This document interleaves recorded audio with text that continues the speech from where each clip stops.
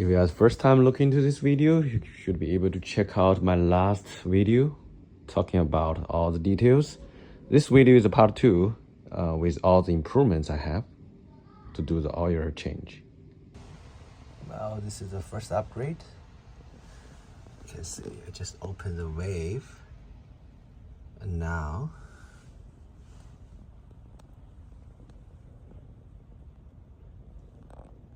easy peasy. So this time another change is I changed this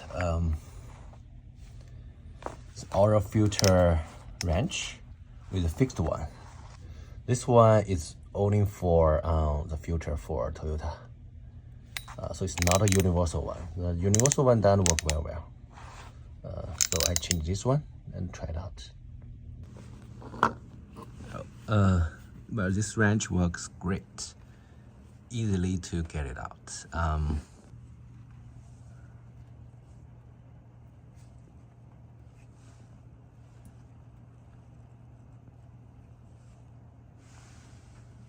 Okay, I'll put it here.